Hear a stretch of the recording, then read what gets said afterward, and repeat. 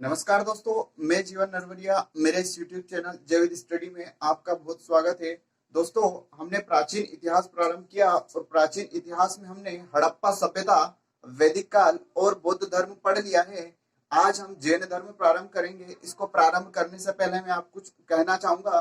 दोस्तों, ये जो मैं आपको पढ़ा रहा हूँ इसे आप निरंतर पढ़िए। और कुछ लोगों की कमेंट्स आ रही है कि सर आप मार्ग से भटक रहे हो। मैं कोई मार्ग से नहीं भटक रहा हूँ, मैं आपको एक एक टॉपिक करके पढ़वा रहा हूँ। एक स्टूडेंट का कमेंट आया था कि सर आप कोई भी टॉपिक डिस्क्रिप्ट डीप से नहीं पढ़ा रहे हो।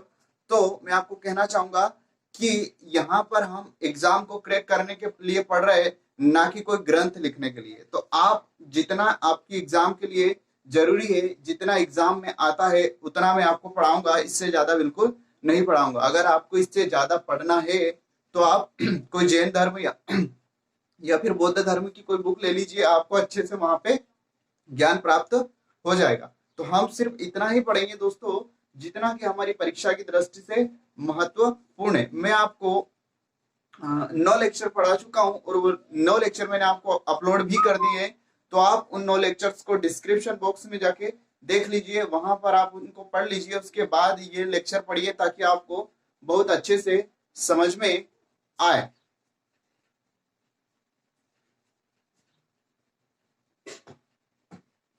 आइए आज हम जैन धर्म प्रारंभ करते हैं। जैन धर्म में ये पार्ट फर्स्ट है जैन धर्म का। पार्ट सेकंड में हम पढ़ेंगे।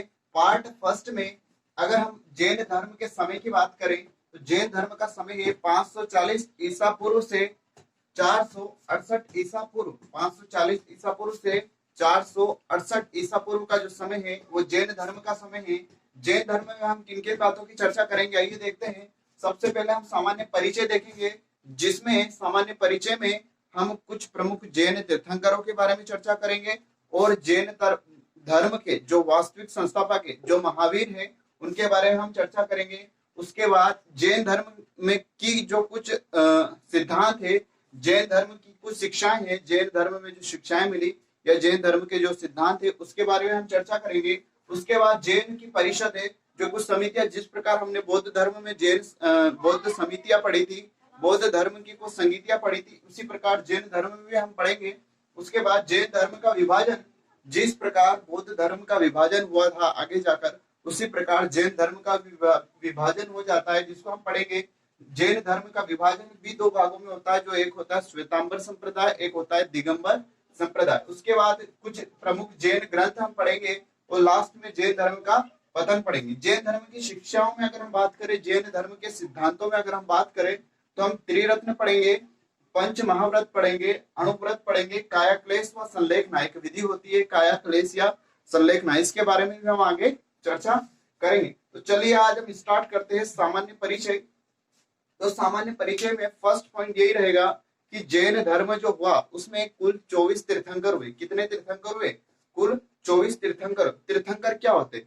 जिस प्रकार कोई भी धर्म होता है उसमें जो प्रमुख व्यक्ति होता है, उसी प्रकार जैन धर्म में भी कुछ प्रमुख व्यक्ति होते थे, या जो मुख्य उस समय का प्रमुख व्यक्ति रहता था वो तीर्थंकर कहलाता। क्या कहलाता था? तीर्थंकर कहलाता था। तो जैन धर्म में कुल 24 तीर्थंकर हुए, जिसमें अगर हम प्रथम तीर्थंकर की बात करें तो प्रथम तीर्थंकर हुए थे ऋषभ देव। कौन हुए प्रथम तीर्थंकर?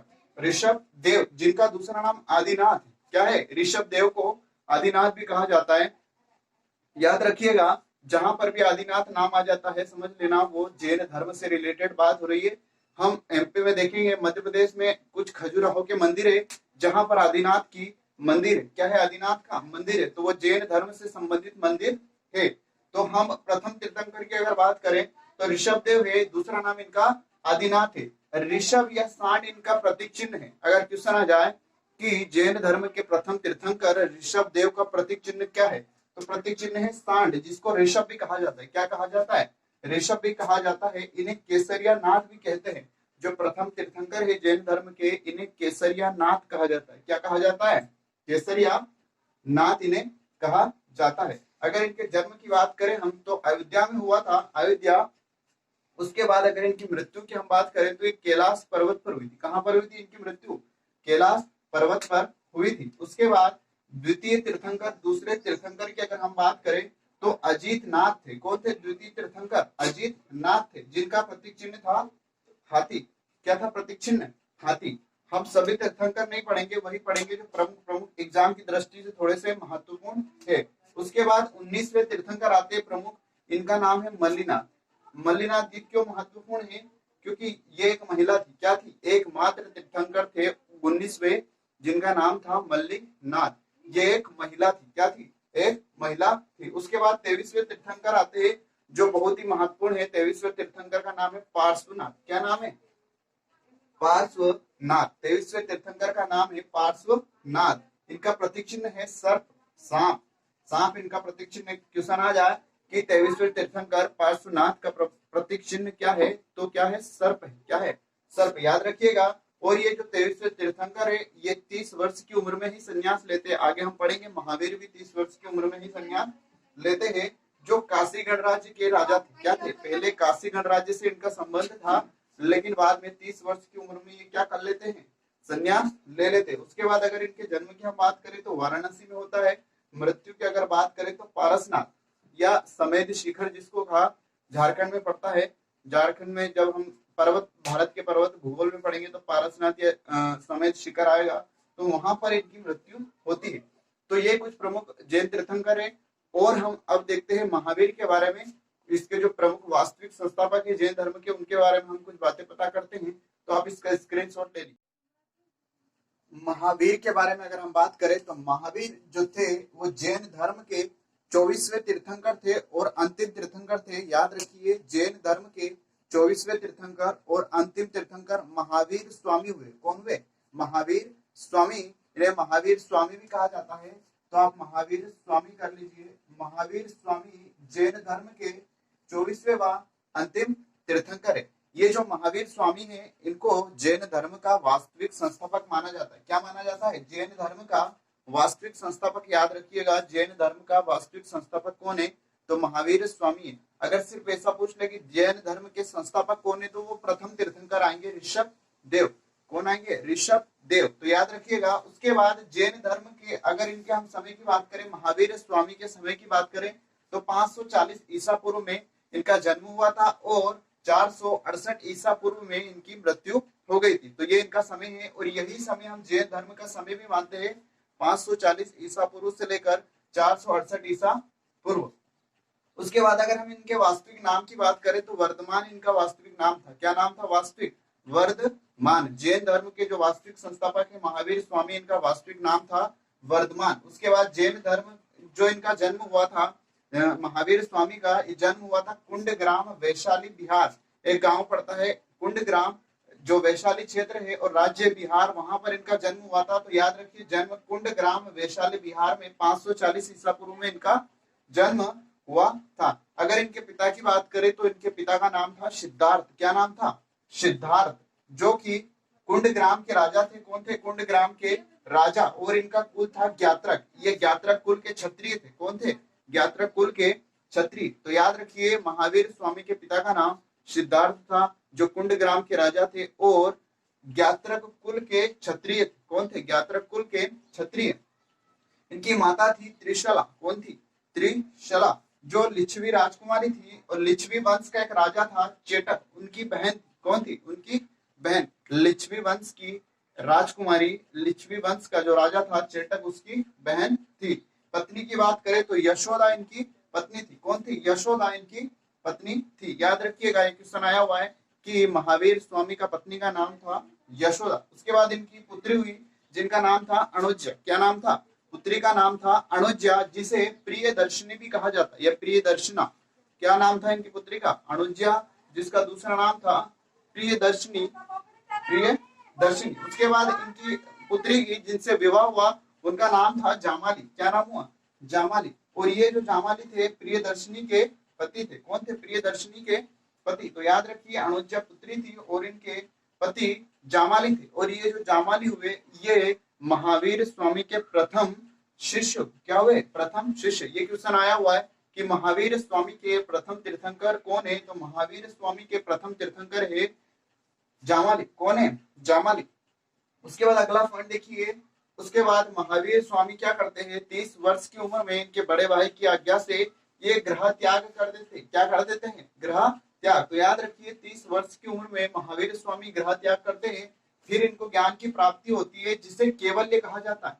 याद रखिए बौद्ध धर्म में ज्ञान की प्राप्ति को निर्वाण कहा था। क्या कहा था, ज्ञान की प्राप्ति को निर्वाण कहा था, लेकिन यहाँ पर ज्ञान की प्राप्ति को केवल्य कहा। क्या कहा, केवल्य। तो याद रखिए जैन धर्म में ज्ञान की प्राप्ति को केवल्य कहा, बौद्ध धर्म में ज्ञान की प्राप्ति को निर्वाण कहा। तो इन्हें केवल्य की प्राप्ति होती है 42 वर्ष की उम्र में। कितनी उम्र में, 30 वर्ष की आयु में ग्रह त्याग कर देते हैं।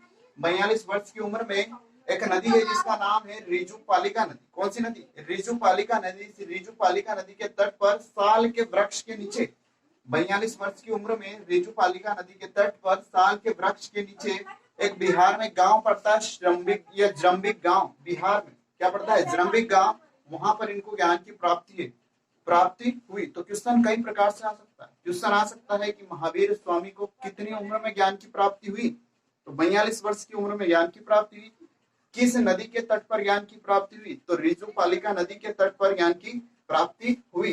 किस वृक्ष के नीचे इनको ज्ञान की प्राप्ति हुई, तो शाल के वृक्ष के नीचे इन्हें ज्ञान की प्राप्ति हुई। अगर गांव पूछ ले तो जरम्बिक गांव बिहार में पड़ता है। उसके बाद इनकी मृत्यु 468 ईसा पूर्व में 72 वर्ष की आयु में होती है। किस वर्ष की आयु में, 72 वर्ष की उम्र में होती है।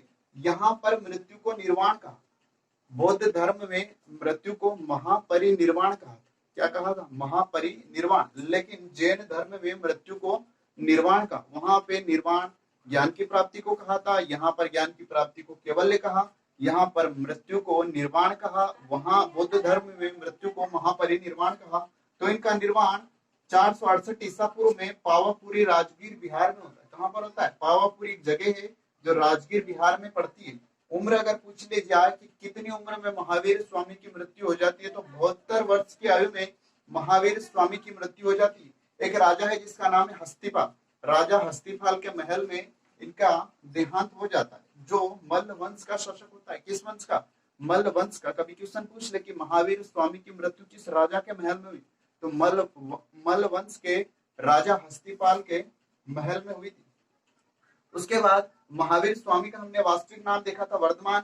महावीर स्वामी ने मुख्य रूप से कहा जाता है, और अन्य कुछ नाम भी है इनके जिनमें जीन का मतलब होता है विजेता। जब इन्हें ज्ञान की प्राप्ति हो जाती है उसके बाद इनके कुछ नाम रखे जाते हैं जिनमें जीन एक महत्वपूर्ण नाम है, पूछा गया एग्जाम में। जीन का अर्थ होता है विजेता। क्या होता है, विजेता। उसके बाद केवल्य, निर्ग्रंथ और अहर्त। जीन, केवल्य, निर्ग्रंथ और अहर्त, ये इनके प्रमुख नाम है। प्रथम उपदेश की अगर बात करें तो एक वितुलांचल पर्वत पर, कौन सा पर्वत, वितुलांचल पर्वत, राजगीर बिहार में ये पर्वत है, जहां पर ये अपना प्रथम उपदेश देते। भाषा की अगर बात करें तो प्राकृत भाषा में ये उपदेश देते। किस भाषा में, प्राकृत भाषा में, जिसे अर्धमागधी भाषा भी कहा जाता है। तो यहाँ पर हमने देखा कि जैन धर्म में हम किन किन बातों का बात करेंगे, तो परिचय देखेंगे, जैन धर्म का विभाजन देखेंगे, जैन धर्म के कुछ प्रमुख सिद्धांत देखेंगे, जैन धर्म का जो विभाजन होता है उसको हम देखेंगे, और जैन धर्म के कुछ प्रमुख रचनाएं, और अंत में जैन धर्म का पतन किस प्रकार होता है ये देखेंगे। आज हमने देखा जैन धर्म का सामान्य परिचय। सामान्य परिचय में हमने जैन धर्म के कुछ प्रमुख तीर्थंकर देखे, जिसमें मुख्य रूप से प्रथम तीर्थंकर है जिनका नाम है ऋषभ देव या आदिनाथ। 23वें तीर्थंकर है पार्श्वनाथ। उसके बाद ये अंतिम तीर्थंकर महावीर स्वामी हुए, और महावीर स्वामी के बारे में हमने इनका सामान्य जीवन परिचय देखा। यहाँ से क्वेश्चन बनता है तो आप इसको अच्छे से पढ़ लीजिए। अगले लेक्चर में हम जैन धर्म के कुछ प्रमुख सिद्धांत या जैन धर्म की शिक्षाएं देखेंगे, तो आप इनको बहुत अच्छे से पढ़ लीजिएगा। और मेरे जो पिछले लेक्चर से उनकी लिंक डिस्क्रिप्शन बॉक्स में दे रखी है, तो आप वहां जाके उनको भी पहले पढ़ लीजिएगा। इसी के साथ मैं विदा लेता हूँ। जय हिंद, जय भारत।